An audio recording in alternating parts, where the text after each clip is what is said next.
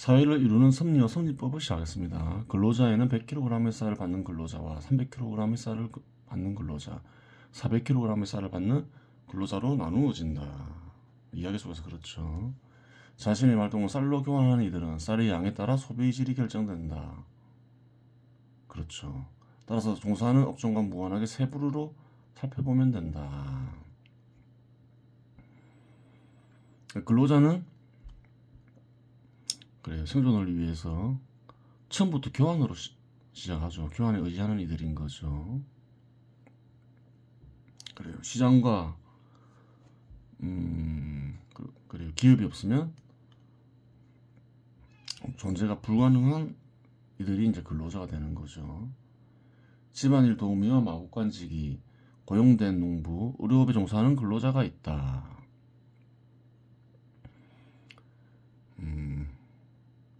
1년에 100kg의 쌀을 급여로 받는다. 100kg의 쌀을 급여로 받는 이들은 이러한 이들이 있죠. 이 급여로는 홀로 가정을 형성할 수 없다.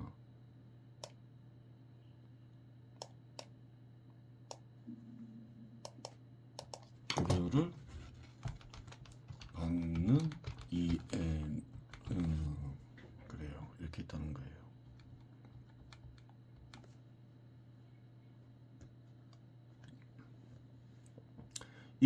이 급여로는 홀로 가정을 형성할 수 없다.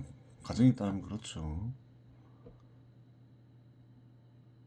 두 명도 살 수 없죠. 그냥 쌀만 얻을 수 있으니까.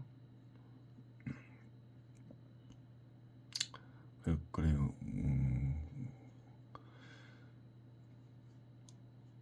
세 가족만 되더라도 쌀 소비량만 150kg이 되기 때문이다. 두 명도 안 되죠. 마구간지기와 고용된 농부의 경우 고용주가 숙식을 제공한다고 가정하면 5kg의 쌀과 교환되는 옷만 자신이 마련하면 되니 1년간 최대 95kg의 쌀을 모을 수 있다. 숙식을 제공해주면 그렇게 되는 거죠. 집안일 도우미나 의료업 종사자의 경우 다른 동네 주민 여성이 종사할 수 있다. 이야기 속에서 그렇죠. 이 동네에는 하루에 200kg의 쌀을 제공하면 숙식을 해결해주는 숙소가 있다. 그렇죠. 다른 동네 주민들을 유치하기 위해서 일할 사람을 얻기 위해서 그런 숙소가 있죠. 마을에서 운영하겠죠.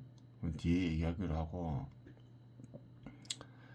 이 경우 만일 고용주가 자신의 집에서 숙식을 제공하면 옷만 사면 되니 1년간 최대 95kg의 쌀을 모을 수 있지만 고용주가 숙식을 제공하지 않으면 72kg의 쌀을 숙식을 위해 사용해야 하고 5kg의 쌀을 옷과 교환해야 한다.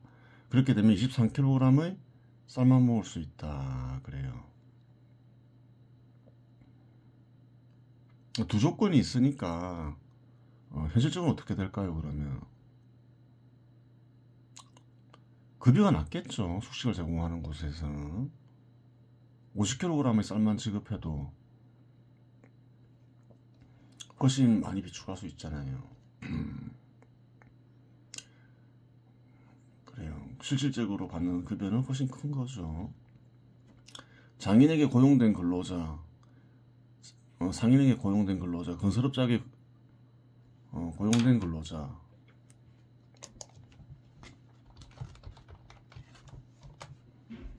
근로자는 300kg의 쌀과 자신의 시간과 결합된 활동을 교환한다. 그렇게 이야기 속에 나오죠. 가족이 5명일 경우 250kg의 쌀을 소비하고 25kg의 쌀을 옷과 교환하고 8kg의 쌀을 주방 도구와 교환하면 17kg의 쌀이 남는다. 또 소비할 게 있죠. 소고기와 닭고기. 이 쌀로 소고기 15kg을 얻는 데 사용하면 새로 나온 닭고기를 쌀과 교환할 여유가 없다. 그렇죠. 닭고기가 새로 출시되면서 닭고기를 소비해야 되는데 현재로서는 소비할 수가 없죠. 이 쌀로 소고기 15kg을 얻는 데 사용하면 새로 나온 닭고기를 쌀과 교환할 여유가 없다. 따라서 닭고기를 쌀과 교환하려면 10kg의 쌀을 금융업자에게 대여받아야 한다. 대여받으면 할 수 있죠. 여기는 금융업이 있으니까, 금융기관이 있으니까. 300kg의 쌀을 급여로 받는 근로자는 79명이니 790kg의 쌀이 금융업자로부터 대여될 수 있다. 보통 사람들처럼 살려면 대여받아서 사야 되겠죠. 보통 대여를 받죠. 대여할 수 있는 기간이 있으면. 대여 안 해주면 못 받겠지만, 가족을 형성할 수는 있지만 5명으로 구성된 가족을 형성할 경우 다른 동네 주민들에 비해 가족 구성원은 가난하게 산다고 말할 수 있다. 아니, 이제 대여받으면 가난하지가 않죠. 빚을 내면서 사니까 뭐 가난하게 빼도 상관없죠. 가난하게 사는 건 아니죠. 대여받아서 쓰니까. 그런데 농부 3그룹에 속한 농부들은 468kg의 쌀을 얻는다. 따라서 300kg의 쌀을 받고 고용된 이들은 충분한 농토를 얻을 정도의 부를 얻으면 농부로 직업을 바꿀 가능성이 크다. 그렇겠죠. 좀 부족하고 농토를 얻어서 농사 지으면 468kg의 쌀을 얻는데, 그래서 장인이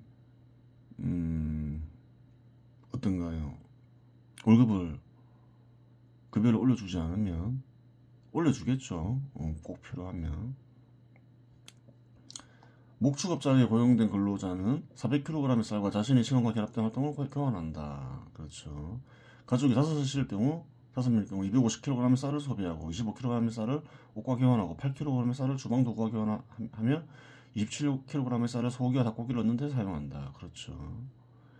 그러고도 60kg의 쌀이 남는다. 25평대 석조주택이 750kg이니 대여를 받지 않더라도 9년 정도 쌀을 비축하면 석조주택 역시 구매할 수 있다. 충분한 생활이 되죠. 주택까지 구매할 정도로.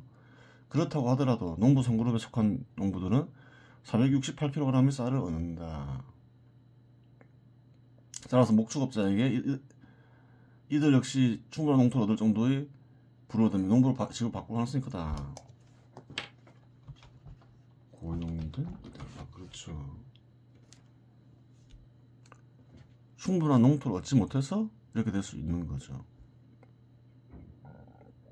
농토를 얻을 수 있는 길이 끊긴다. 그러면 계속 뭐 일을 하겠죠. 토지라는 거는, 농사를 지을 수 있는 땅은 무한정 있지는 않으니까. 100kg의 쌀을 급여를 받는 이는 23kg의 쌀을 비축할 수 있고, 그러한 근로자는 82명이니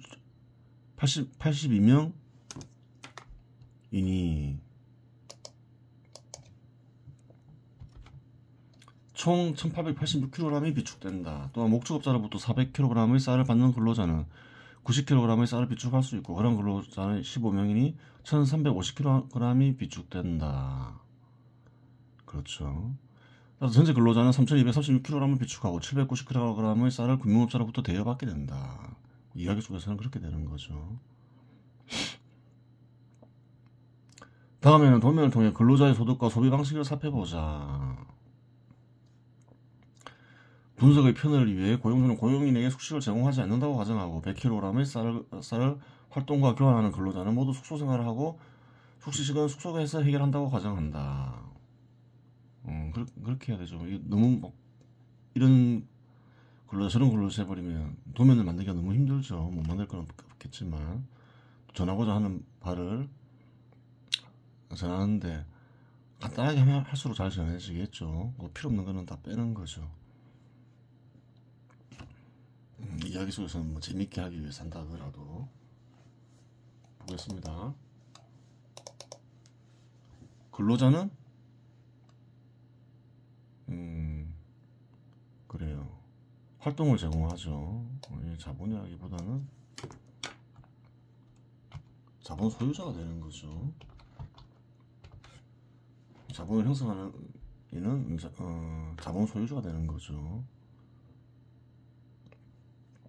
근로자가 자본을 형성할 수 있는 활동을 제공하는 거예요. 전체를 따져보면 37,900kg의 쌀이 근로자에게 가는 거죠. 그래요. 장인으로부터 이제 흘러가는 게 있죠. 94개의 주방도구 흘러가죠. 전체가 안 들어가죠. 116명. 왜냐하면 숙소에서 생활하는 이들이 있어서 그렇죠. 그래가지고 752kg의 쌀을 그래요. 지급해야 되죠. 목축업자로부터는 또 이렇게 1410kg의 소고기를 그래요. 구매해야 되죠. 쌀을 주고. 그리고 또 이렇게 한 1000마리 정도의 닭고기를 교환하겠죠. 쌀과. 이게 또 잘못 적었죠. 그리고 건설업자로부터는 향후 지금 이야기 소고기에서는 구매가 불가능하죠. 향후에는 이제 건설업자가 충분한 인원을 확보하면 25평대 아파트를 얻을 수 있는 거죠. 근로자가. 그런 근로자가 있다는 거예요. 15명만 그랬죠. 그러면 주거 형태도 보이는 거죠. 이 동네에는 어떤 주택이 있나요? 속소주택이 있고 그래요. 또 이제 초가집도 있는 거죠. 주택을 구매하지 못하는 이들도 있잖아요. 가정을 형성하지만. 그래요. 그리고 또 숙소도 있는 거죠. 그래요. 딱 주거 형태도 나오는 거죠. 이야기 속에서. 숙소에는 계산해 보면 하루 200g씩 낸다 했죠. 숙식을 제공하고 5,904kg의 쌀을 숙소에 내는 거죠. 우리 업자 470명 모두에게 팔죠. 2,350kg의 쌀을 받게 되는 거죠. 그래요. 보면 이렇게 되는 거예요. 아까 얘기했죠. 이제 금융업자랑 거래 3,236kg의 쌀을 비축할 수 있다 했죠. 계산해보면 나오죠. 그러면 324kg 정도 되는 비축 이자를 받게 되죠. 이자를 받게 되죠. 790kg의 쌀을 대여한다 했죠. 금융업자는 아까 봤죠. 그러면서 150kg의 쌀을 대여이자로 금융업자는 또 받는 거죠. 그렇게 되는 거예요.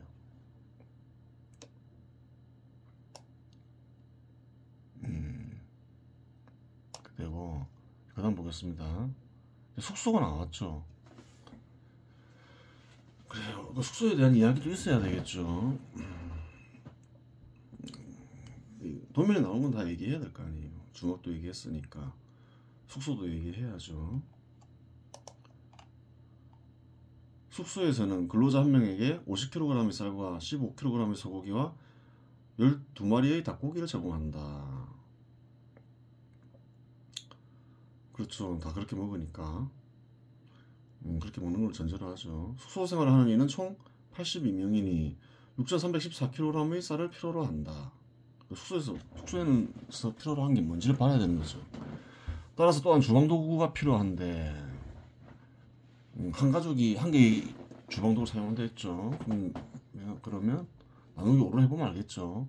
5명당 한 개가 필요하다고 가정하면 약 16개의 주방도구가 필요하다. 그럼 또 비용이 나가는 거죠. 따라서 128kg의 쌀을 필요로 한다.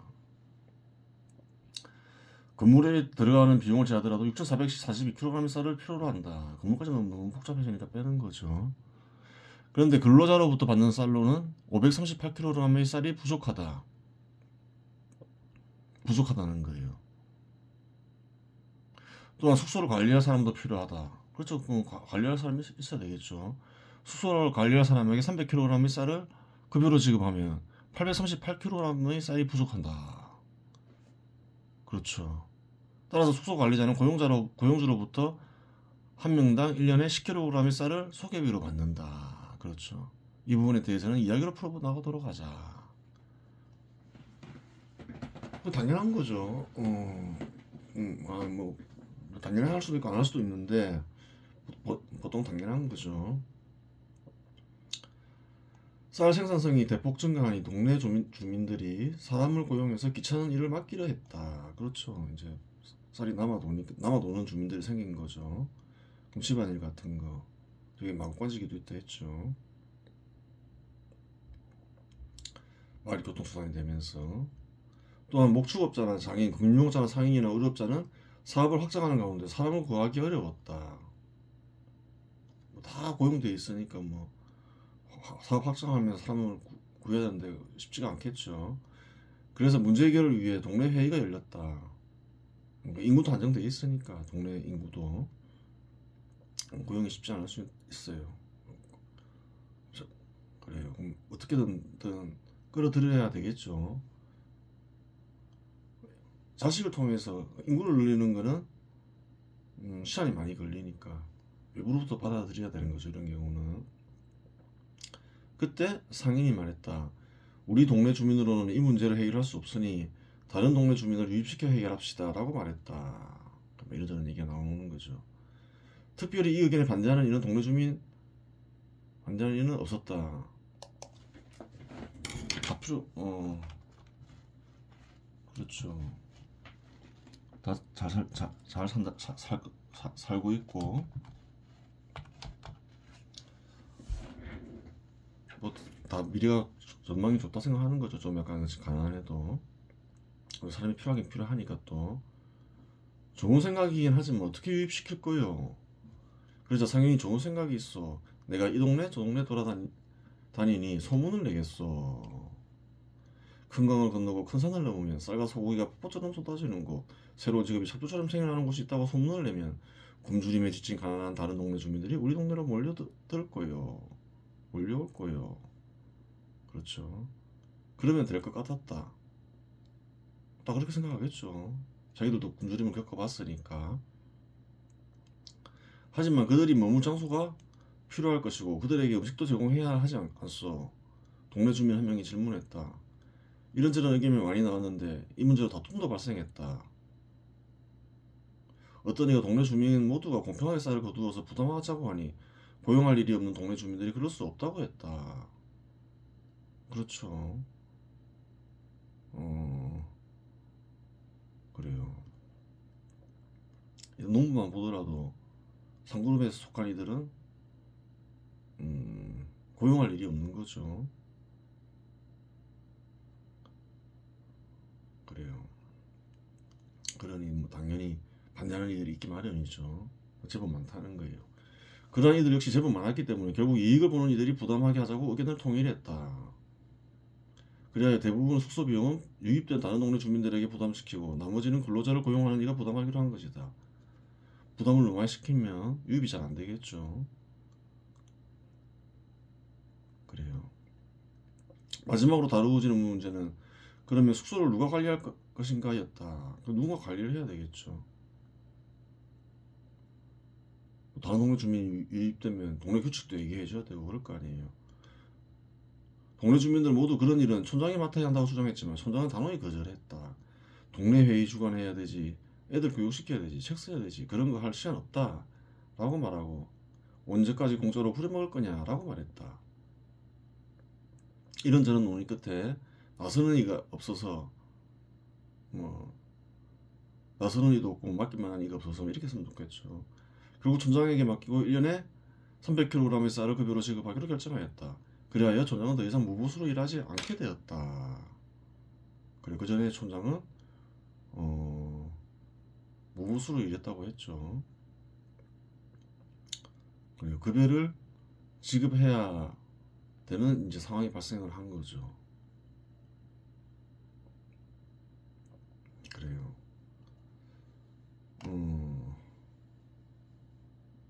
여기서는 이제 각자 이익 보는 이들이 부담하기로 했는데 동네 발전을 위해서 만약에 그냥 다 함께 공평하게 지불합시다 이러면 뭐가 생기게 되나요? 세금이 생기게 되는 거죠.